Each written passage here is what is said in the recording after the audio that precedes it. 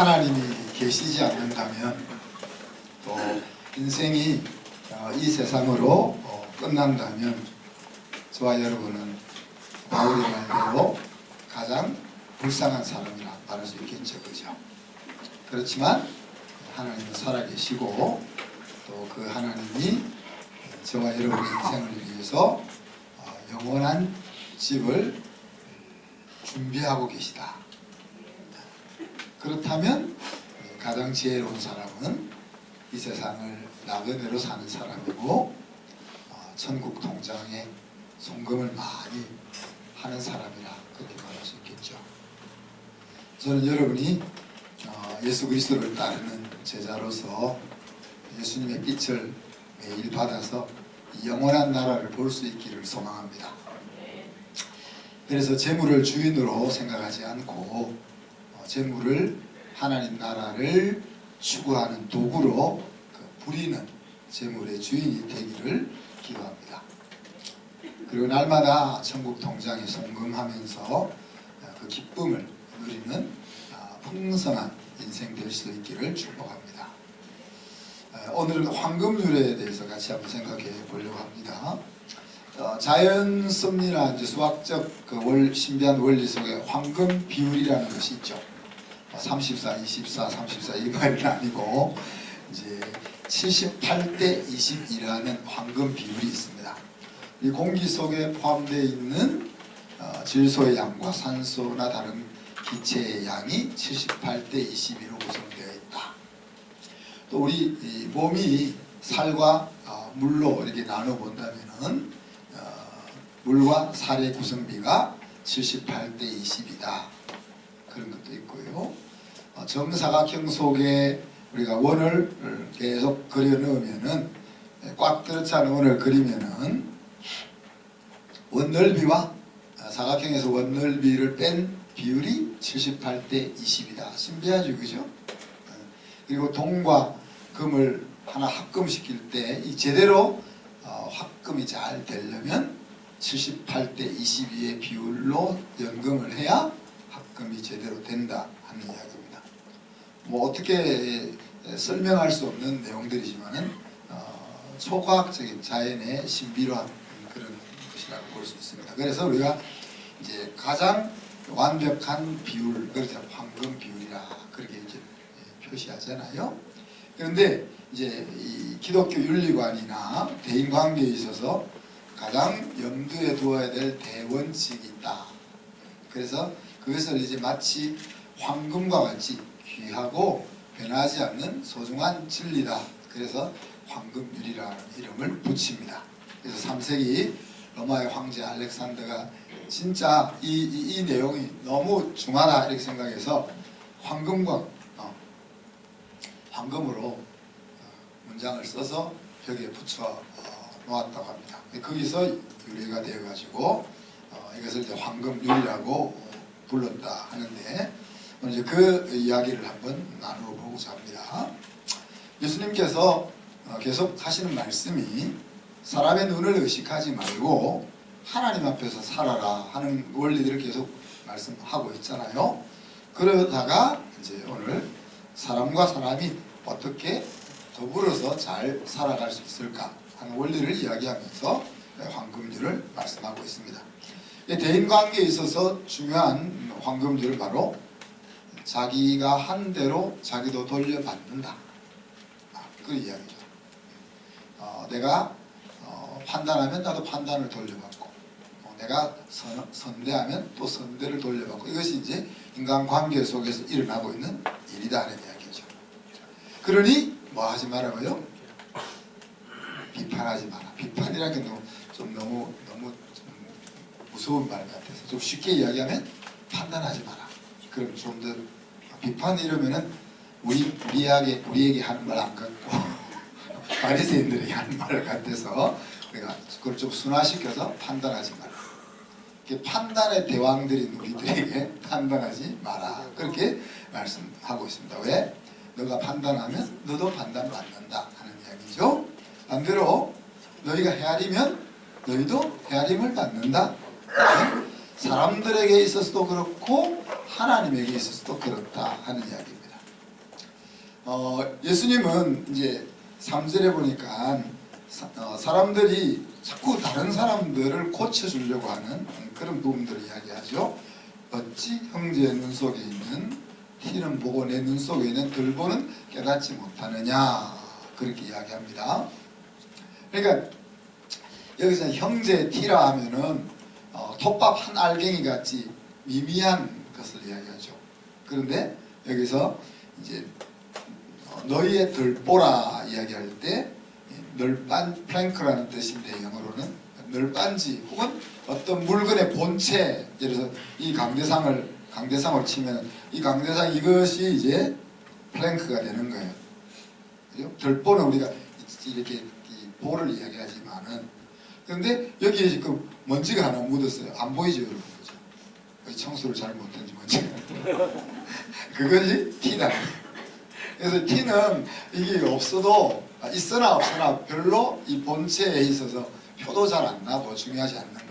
그런데 이 들보는 이 본체이기 때문에 감출 수가 없는 그런 것이라고 이야기합니다.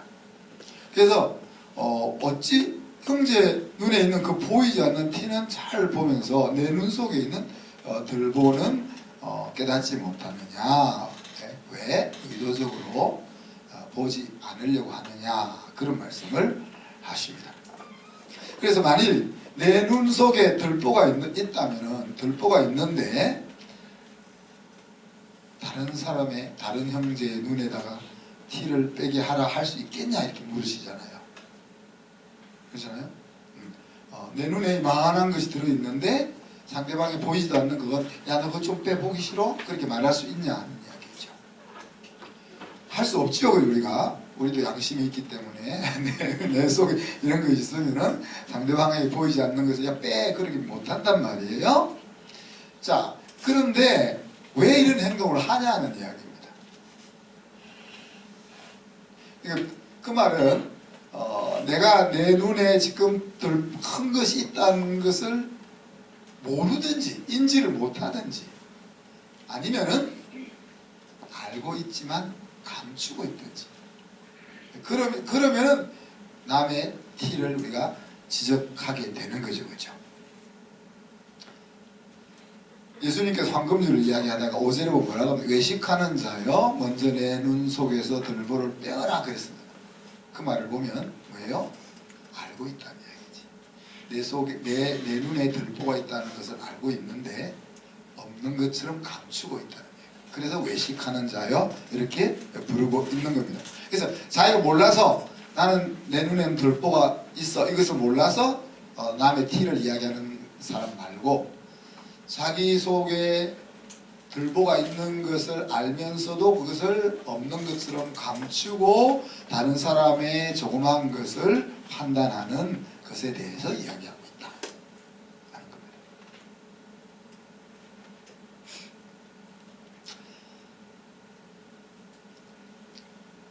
이게 이제 바리새인들의 행동이기도 하지만 우리가 종교인으로 살 때 하는 행동이기도 합니다. 이 종교인 신앙이란 말 제가 구별해서 잘 여러분이 이야기하잖아요. 우리가 하나님을 믿는 것은 신앙이라고 이야기하고, 이제 하나님을 어떻게 설명해야, 제가 말이 짧네요. 하나님을 믿지만 하나님을 의식하지 않고 내 자아가 주인이어서 살아가는 삶은 종교생활이다. 근데 종교생활이나 신앙생활이나 다른 사람이 볼 때는 차이가 안 날 수도 있고, 심지어 나도 구분 잘 못할 수도 있다.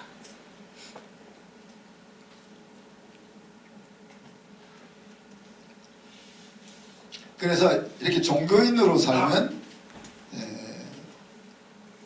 외식하게 되고, 또 하나님 없으면 이런 행동을 우리가 할 수가 있는 거죠. 종교인들은 끊임없이 자기는 율법의 정신을 따라 살지 못하면서 끊임없이 다른 사람에게는 율법의 껍질을 요구합니다. 그죠? 그리고 자기도 율법의 껍질을 철저하게 지키기 위해서 애를 쓰죠.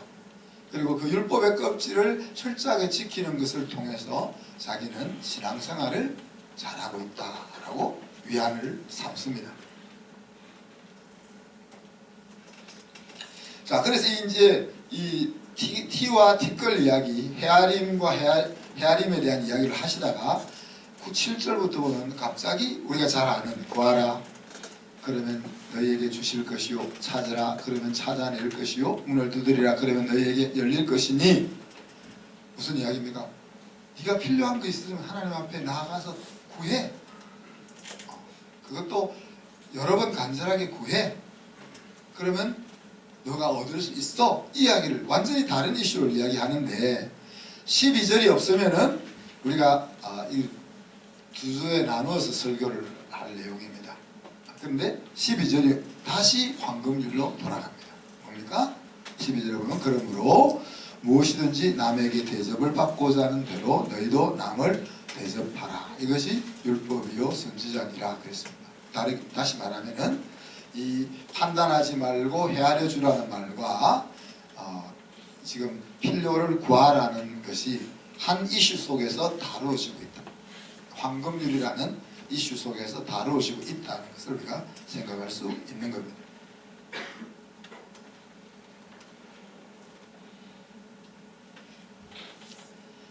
자, 비유를 들어서 악한 아버지와 하나님 아버지를 대조시키고 있죠. 제가 또 빵을 하나 그려요. 이런 것들을 제가 한 10번은 이야기한 것 같은데 기억하고 있는 이런 대조법을 무슨 법이라 성경에 엄청 많이 나온 데 있죠. 무슨 법이라 안 됐어요? 라틴어로 말해도 되고 그냥 한국말로 해도 뜻만 통하면 제가 맞은 거로 해드리겠습니다. 최명 목사님, 포티오리 아규멘툼 들어봤죠? 제가 몇 번 했는데 포르테 할 때 그 음악 할 때 포르테 더 강한 것의 비유라는 뜻입니다. 이게 무슨 말인가 하면은 요즘 큰 차가 뭐예요? 우리나라 큰 차가 요즘 제네시스 90이나 아니면 뭐 에쿠스 이런 것들이 제일 큰 차죠. 요즘 우리나라에 나온 작은 차는 뭐죠? 티코는 요즘 안 나오잖아요. 테스포가 작아. 모닝. 자, 근데 이제 산길을 가다가 나무로 된 낡은 다리가 나왔어요. 그런데 그랜저가 싹 지나갔어요. 그럼 뒤따라가던 모닝이 내려가지고 다리가 안전한지 검사 안 한다는 이야기예요. 왜? 앞에 큰 대형차가 중형차가 지나가면은 소형차는 생각할 것도 없이 안전하니까 지나간다는 얘기예요. 이것이 이제 더 강한 것의 비유라는 이야기입니다. 그러니까 큰 차가 안전하게 지나갔으면 작은 차는 뭐 그 다리가 안전한지에 대해서 생각할 필요도 없다. 당연하다. 그런 이야기죠. 그러면 세상 아버지와 하나님 아버지를 비교하자면은 뭐 그랜저하고 모닝하고 비교할 정도도 아닌 거잖아요. 그러니까 세상 아버지가 아들에게 좋은 것을 주고 싶어 하는 것을 한다면 하나님 아버지는 얼마나 더 좋은 것을 주고 싶어 하겠냐 하는 이야기입니다. 그래서 이 포티오리 아규멘툼이 성경 속에 굉장히 많이 나옵니다. 이게 제가 이렇게 설명을 해버리는 것보다 그냥 지금 말한 것처럼 악한 너희 아버지라도 아들에게 좋은 것을 줄 알거든 하늘에 계신 너희 아버지가 얼마나 더 좋은 것을 주려고 하지 않겠냐. 이거를 그냥 포티오리 아규멘툼이라는 생각을 가지고 딱 읽으면은 그 말씀이 더 은혜롭다. 제가 이렇게 설명하는 것보다.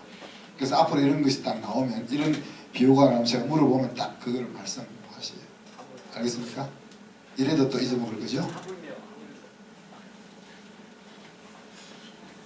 자, 그래서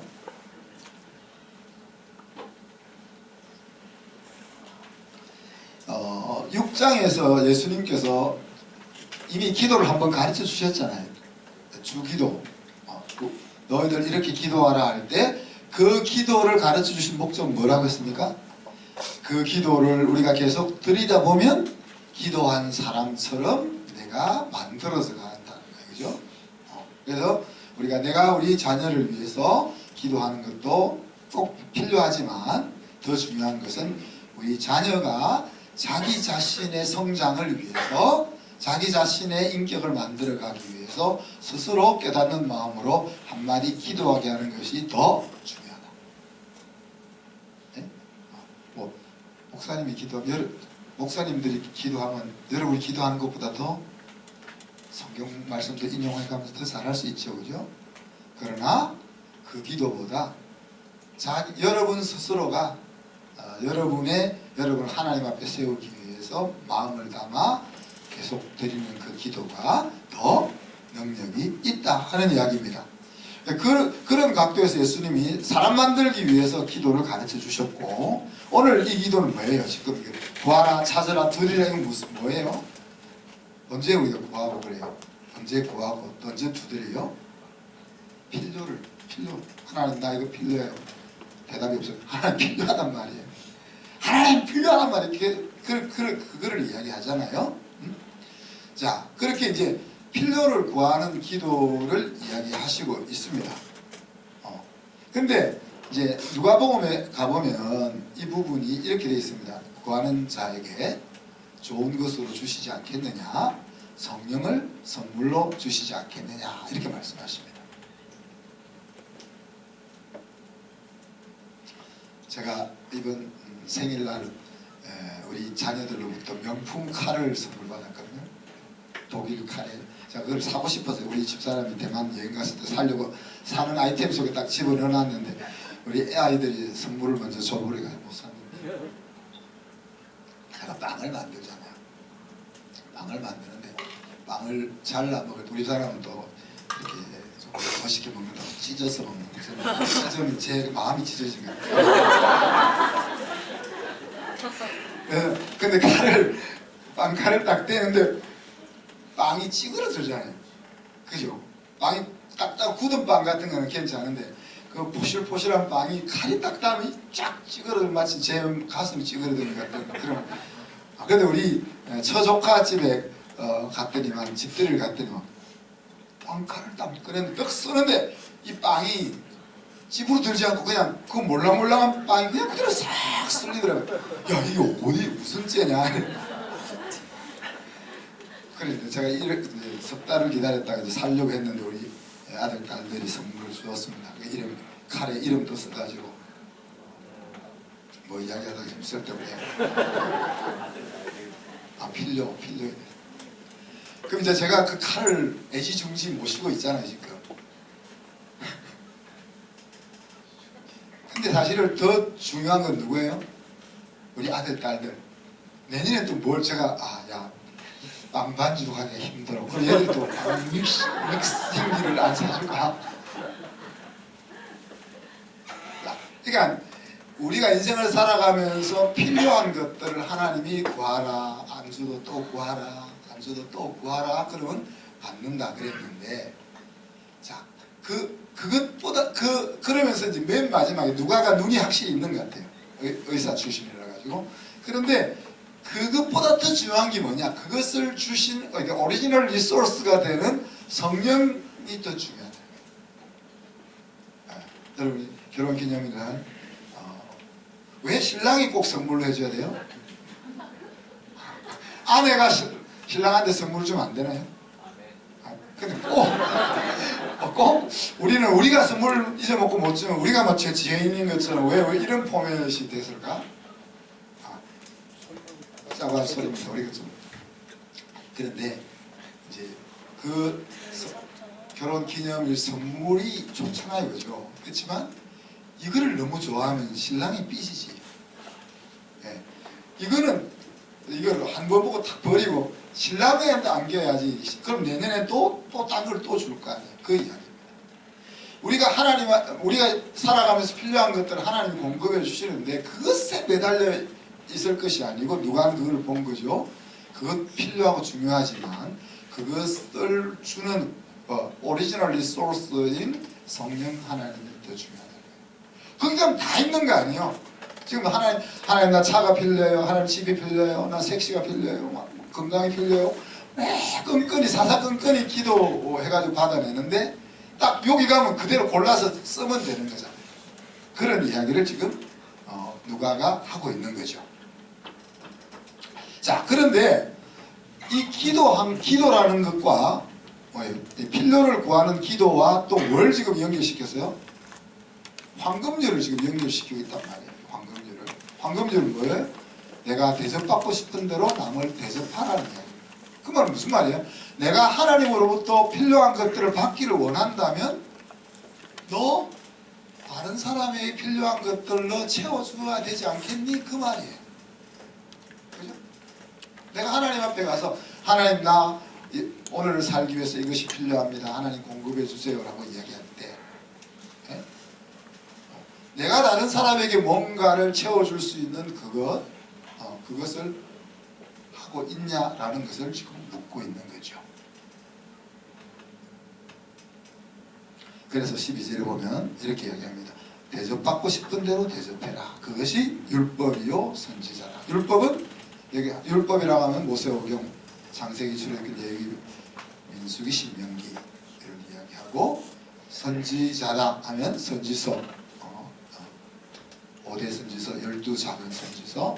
그래서 다르게 이야기하면 하나님이 자기 백성들에게 주신 말씀이잖아요. 그죠? 말씀인데 그 하나님 말씀의 엑기스가 뭐라는 이야기예요? 대접받고 싶으면 대접받고 싶은 대로 대접해 그런 이야기입니다. 그러니까 사회생활, 인간관계 속에서 뿐만이 아니라 하나님과의 기도 생활에 있어서도 이 황금률을 적용하라 하는 이야기입니다. 자, 하나님은 사실 우리가 하나님에게 뭘 드릴 수가 없어요. 하나님 사랑에 찬양은 드릴 수 있네요. 하나님 찬양을 드릴 수 있네요. 근데 여러분이 예배 드릴 때마다 헌금을 합니다. 하나님이 오늘 저녁에 오셔가지고 수급해가지고 천국을 가져가세요. 안 하시죠. 네? 네가 소득이 있으면 그 중에 하나를 바치면서 내가 너 주인인 것을 인정해. 그러면 하나님이 달달이 오셔가지고 그것을 받아서 가시나요? 우리가 다 쓰잖아요.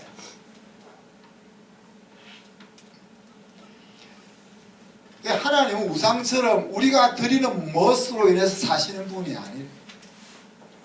하나님은 돌을 들었어도 아브라함의 자손이 되게 하시는 분이고 우리 자녀들에게 제가 너희들은 제 엄마 아빠가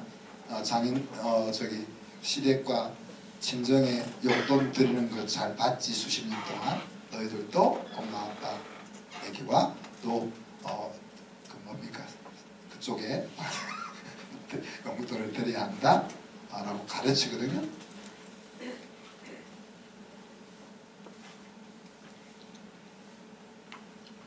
왜 가르쳐요?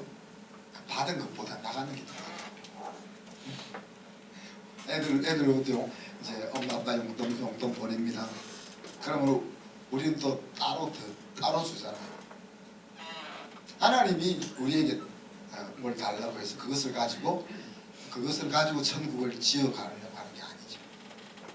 하나님은 받을 필요도 없고 받을 수도 없습니다. 우리에게서.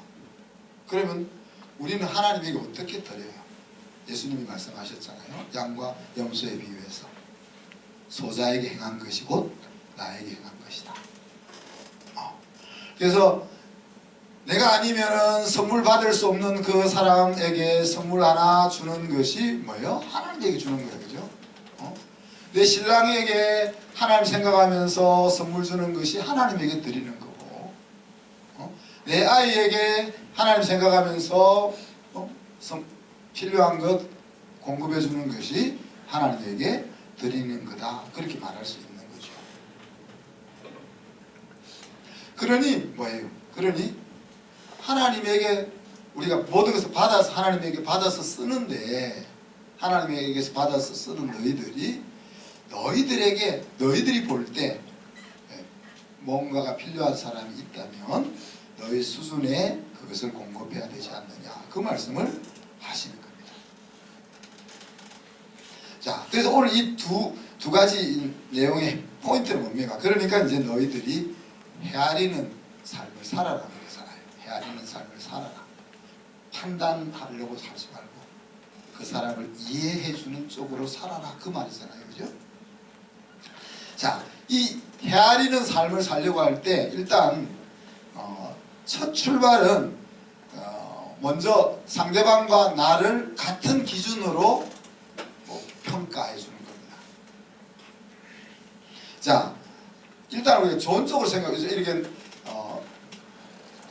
우리가 다른 야너 눈에 뭐 들어있다 이렇게 이야기할 때 좋게는 왜 그런 이야기를 해줘요? 빼주려고 그렇잖아요, 그죠? 좋게 보면 고쳐주려는 마음이 좋은 마음이란 말이에요, 그죠? 그래서 사랑하는 사람이 저러면 안 되겠다 생각해가지고 우리가 자녀들에게나 또 배우자에게 이렇게 자꾸 그렇게 판단하고 그런단 말이에요, 그죠? 근데 그렇게 잘 안 바뀌죠. 야, 너 여기 뭐 묻었어? 아니야? 그러든지 그런단 말이에요, 우리가. 자, 그런데 주로 이제 부부 사이에는 어떤 생각을 가져요? 나에게는 문제가 없고 당신에게는 문제가 있다, 이런 생각을 가지고 판단해요. 자, 심한 경우는, 좋지 않은 경우는 바리새인들처럼 외식하는 거죠. 자기의 좋지 않은 것은 감추어 두고, 모르는 것이 아니고 감추어 두고 상대방의 작은 것을 가지고 공격하는 거죠. 그래서 이제 우리가 헤아리는 삶을 사는 데 있어서 뭐 거창한 거 생각하기 전에 먼저는 똑같은 기준, 똑같은 자를 좀 사용하자. 여러분 이제 공대생들은 제가 우리 이렇게 스케일이라는 자가 있어요. 삼각으로 된 삼각 프리즘으로 모양으로 된 스케일이라는 자가 있어요. 그러면은 삼각이니까 모서리가 하나 둘 셋 넷 6개의 눈금이 그려져 있어요. 그래서 하나는 100대 1, 그 다음에 200대 1, 300대 1, 400대 1, 500대 1, 600대 1 그렇게 돼 있어요. 그럼 100대 1의 그 스케일을 가지고 딱 여기 자를 재서 1cm가 나왔다는 것은 실제는 1m가 나왔다는 거예요. 그리고 200대 1의 스케일을 가지고 딱 재었을 때 1cm가 나왔다는 것은 실제는 2m라는 이야기예요. 근데 이제 자기 거 잴 때는 100대 1 스케일을 딱 잴 거예요. 그리고 신랑 거 잴 때는 300대 1, 심할 때는 600대 1이라는. 그러지만 내가 나를 잴 때 스케일 100대 1을 쟀으면은 신랑 거 잴 때도 같이 100대 1을 가리고 재. 일단 헤아림의 단계에 들어가기 전에 최소한 그것부터 먼저 시행을 해야 된다. 사실 하나님 말고는 누구도 절대로 옳은 것도 없고요, 누구도 절대로 잘못되지 않았다 하는 생각이 필요합니다.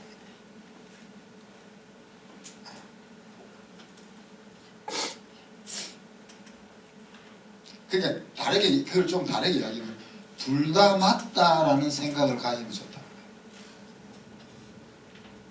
그리고 실제로 둘 다 맞다는 관점에서 여러분이 접한 그 상황을 한번 해석을 해보세요. 정말 그렇네? 그럴 수 있어요. 왜요? 한 사람은 이쪽에서 보고 야 이것이 맞아 라고 이야기하고, 상대방은 이쪽에서 보고 아니야 이것이 맞아 라고 이야기하고 있는 거예요. 그래서 둘 다 맞는 거예요. 근데 사기꾼은 빼고 일부러 골탕 먹이려고 한다든지 속이려고 하는 사람은 아니죠, 그죠? 그런 거 말이에요. 근데 적어도 이제 우리가 항상 이렇게 같이 어울리고 하는 사람들은 사기꾼들 아니잖아요. 나는 내 것을 보고 다른 사람은 자기 것을 보고, 그래서 너는 틀렸고 나는 맞다 이렇게 이야기한다는 거예요. 그래서 우리가 생각할 때 둘 다 맞다라는 개념으로 한번 보라는 이야기예요. 둘 다 맞다는 개념. 둘 다 맞다는 개념을 보면 대부분이 이해가 됩니다. 자, 그렇지만 이거는 이제 우리가 헤아림의 첫 번째 스텝이고, 그 넥스트 스텝은 나에게 좀 빡빡한 자를 사용하고 상대방에게 좀 너른 자를 사용해 주는 것이 좋죠.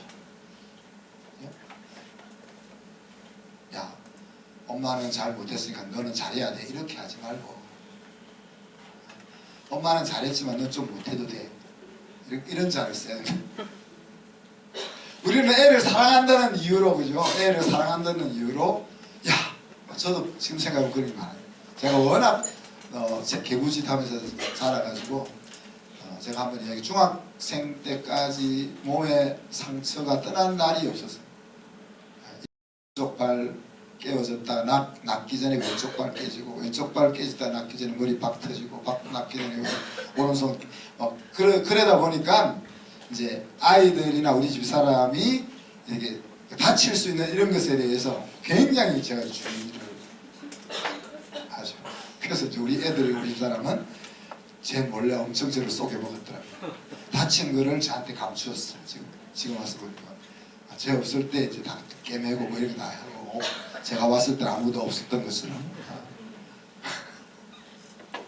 그러니까 이제 다 사랑하기 때문에 그런 거잖아요. 뭐 사랑하는 아이, 사랑하는 아내가 힘든 그런 상황을 안 만났으면 좋겠다. 그래서 그걸 철저하게 좀 하려고 하는데, 그런 마음은 안 받고, 상대방 그런 마음은 안 받고 아빠나 신랑을 무섭게만 생각하는 그런 경향이 생기는 거죠. 그렇지만 또 그렇게 안 하기도 어렵고 아는데, 그죠? 그래서 이제 가능하면 제가 좀 너그러운 마음. 우리 셋째 같은 경우는 제가 한번 이야기했죠. 셋째 같은 경우는 아기 때 아팠던 애다 보니까 가능하면 너그러운 자를 써요. 그래서 항상 걔는 80%밖에 에너지를 안 쓰거든요. 조금 자기 에너지를 다 쓰면 훨씬 더 잘할 것 같은데 80%밖에 안 써요. 그래도 너그러운 자를 쓰니까, 그래 이제 대학 가서도 그렇더라고요. 졸업하고 마찬가지. 근데 이제 지가 하고 싶은 거는 100% 120% 에너지를 쓰더라고요. 그러니까 이제 80% 너그러운 자를 쓰면은, 제가 이제 자기가 달려가야 될 상황을 만나게 되면 100%를 다 쓸 수 있을 거야 라고 이제 마음의 여유가 생기는 거죠.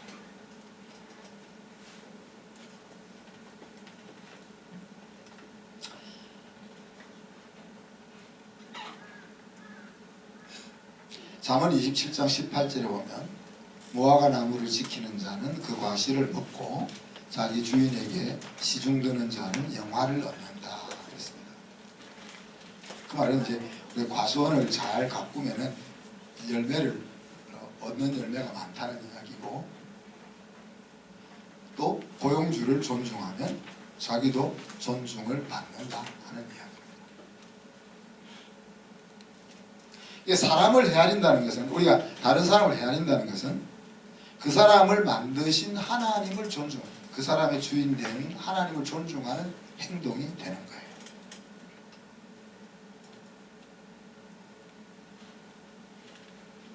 우리 사회에 이런 정신이 적용되지 않으면 영원히 갈등이 끊이지 않을 겁니다. 보선 행자 오늘 기도할 때도 그렇게 이야기했지만, 우리나라 지금 노사 갈등이 항상 있잖아요. 얻으려 하는 자와 주지 않으려는 자.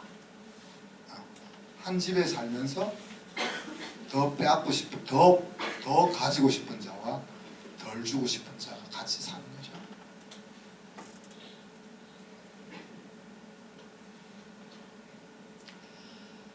이 헤아림의 원리가 우리 가정과 교회 공동체에 적용되었으면 좋겠어요. 남편이 아내의 약한 부분을 헤아려주고, 금방 잘 안 됐는데 저는 16년 걸렸습니다. 아내가 남편이 잘 안 되는 것을 이해해주고, 그것이 이제 헤아림의 원리라는 거예요. 부모가 자녀의 부족한 부분을 박아주고, 자녀도 부모가 안 되는 부분은 참아주는, 이런 헤아림의 원리가 우리 공동체 속에 있으면 좋겠어요. 그래서 그 원리가 우리가 몸담고 있는 아파트나 또 회사에서나 학교에서나 이렇게 퍼져나갈 수 있으면 좋겠다. 오늘 말씀의 엑스테티스는 헤아른 원리를 사랑의 행동으로 받을 것인가 하는 겁니다.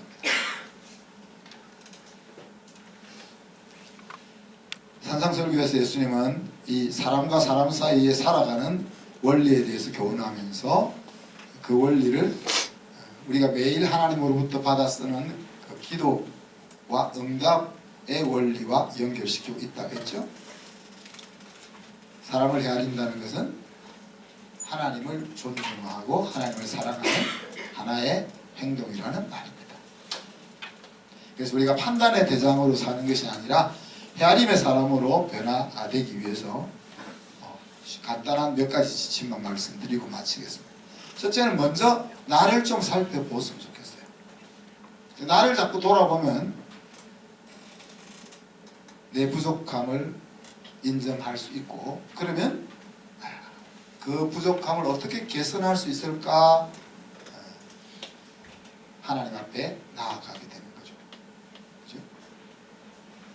둘째는 내가 잘 안 되는 것은 상대방도 잘 안 된다라고 좀 생각해 주자. 나는 안 되니까 너는 잘해야 돼, 이게 아니고 내가 안 되면 쟤도 잘 안 될 거야. 아빠가 잘 안 되는데 우리 아들이 어떻게 잘 되겠어? 잘 안 돼도 좋아, 그렇게 하라는 게 아니고. 셋째는 먼저 내가 어떤 대우를 받고 싶은지를 좀 정리를 한번 해보세요. 내가 우리 신랑한테 어떤 대우를 받으면 좋겠다, 내가 우리 아내한테 어떤 대우를 받았으면 좋겠다, 나는 우리 사장님에게 어떤 대우를 받았으면 좋겠다, 나는 우리 동료들에게 어떤 대우를 받았으면 좋겠다, 나는 우리 아들, 딸들에게 어떤 대우를 받았으면 좋겠다. 그걸 한번 정리를 쫙 해본 다음에 먼저 내가 그렇게 행하는 연습을 하자. 그리고 그 연습을 끊임없이 하려면 우리가 믿음이 필요합니다. 이 한 번, 두 번 연습한다고 되는 게 아니거든요. 그 다음에 네 번째는 상대방의 부족함을 티끌처럼 작게 보는 연습을 줘요. 우리 확대경을 딱 끼고 있어가지고 태어나면서부터 끼고 있어가지고 티끌이 들보만큼 크게 보인단 말이에요. 그렇기 때문에 상대방의 약한 부분을 더 작게 볼 수 있는 훈련을 좀. 그리고 마지막으로는 태생적으로 내가 잘 못하는 것은 작게 보이는 것에 익숙한 것이 사람이거든요. 그리고 태생적으로 남 탓하는 것이 인간의 본성이거든요. 그것을 우리가 역행할 수 있는 훈련을 좀 하자. 내 안에서 문제를 찾는. 물론 문제는 항상 상호작용이 일어나잖아요. 나만 문제가 아니고 내 주변도 문제. 그래서 이게 항상 어려워지는데,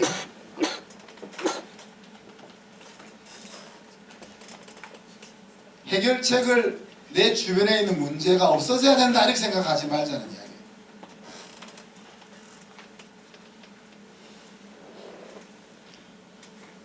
시편 8편에서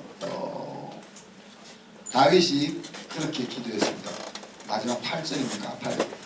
구원은 여호와께 있사오니 주의 복을 주의 백성에게 내리소서. 근데 그 기도를 할 때 그 상황이 어떤 상황이었는가 하면 제일 똑똑한 아들 압살롬이 자기를 배신하고 또 자기를 따르던 충성스러운 신하들이 압살롬과 함께 반역해서 자기가 쫓겨난 상황이에요.